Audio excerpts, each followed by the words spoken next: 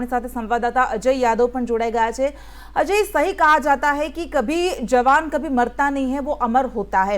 उनका जैसा शानदार जीवन था, जैसी उपलब्धियां थी, उतनी ही शानदार तरीके से उनको अंतिम विदाई दी जा रही है और देश का हर एक व्यक्ति उनको अंतिम दर्शन की साक्षी बनना चाहता है, उनके अंतिम सफर का साक्षी बनना चाहता है। अभी उनकी जो अंतिम सफर है वो कहां पर पहुंची है?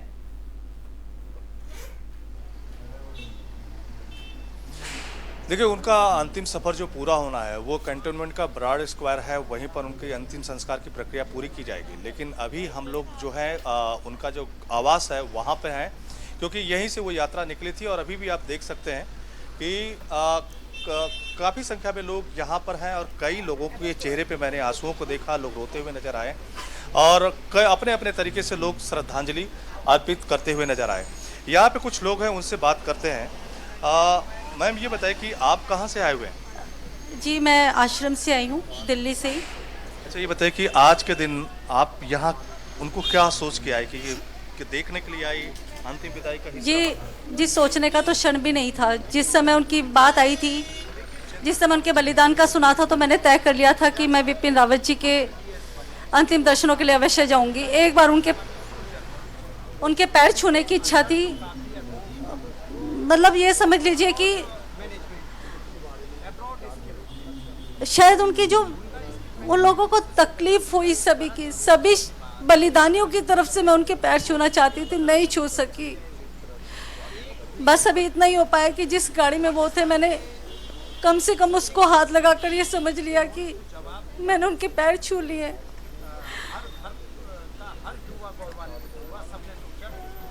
ये वो बलिदानी है जिनसे हमारा देश हमेशा सुरक्षित रहा है और विपिन रावत जी तो कभी नहीं भूल पाएंगे। मैं सबको जब भी कोई सैनिक शहीद होता है, निश्चित तौर पे देश के लिए एक बड़ी क्षति होता है।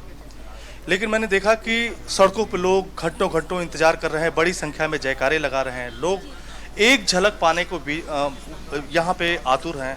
काफ़ी बड़े लंबे समय से लोग यहाँ पे थे जमा।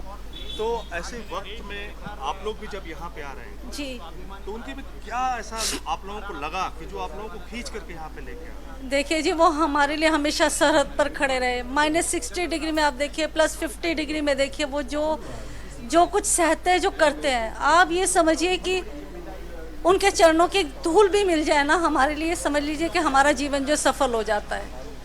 और रावत जी जैसे कठिन निर्णय लेने वाले, बड़े शांत और स्थिरता के साथ बोलने वाले, एक बार में जो निर्णय ले लिया, इतना सटीक निर्णय लेने वाले व्यक्तित्व। और मैं बाकी सभी 12 बलिदानियों को भी शत नमन करती हूँ। मैं आपको सच बताऊँ, जिस दिन एक सैनिक मेरा जाता है तो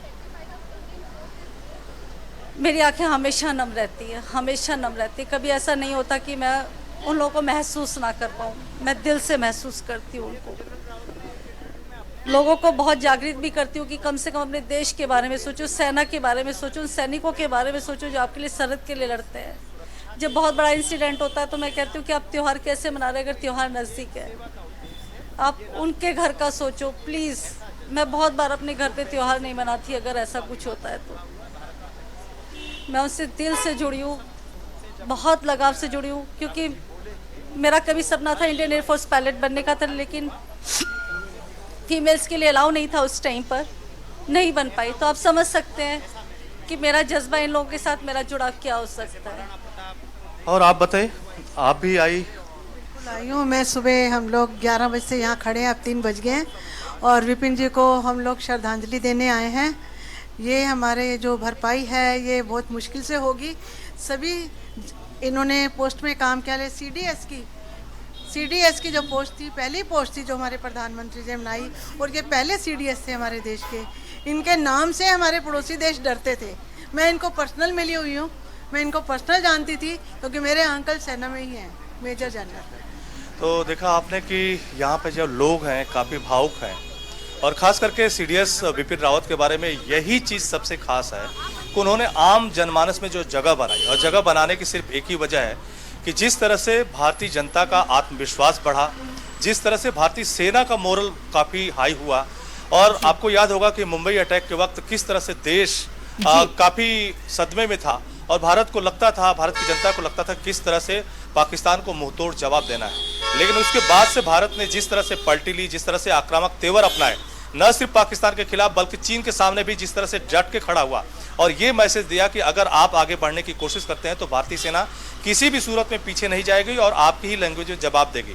तो कहीं ना कहीं सीडीएस बिपिन रावत की तरफ से जो एक्शन लिए गए, भारत का जो मोरल बूस्टअप किया गया, यही वजह है कि उन्होंने आम जनता के भीतर अपनी जगह बनाई और हर व्यक्ति जो अंतिम दर्शन के लिए इस यहाँ पे उनके आवास पे आया था, इसीलिए अधिकतर लोगों के मन में आंसू निकलता, आंखों में आंसू निकलते हुए दिखाई दे रहे हैं। और अधिकतर जो यंग है वो कह रहे हैं कि उनका इंस्पिरेशन चला गया है, लेकिन उनकी जो निशानियां हैं उनके साथ हैं, उनकी यादें उनके साथ हैं और वो भी सेना में जाएंगे और अच्छा काम करने की कोशिश करेंगे।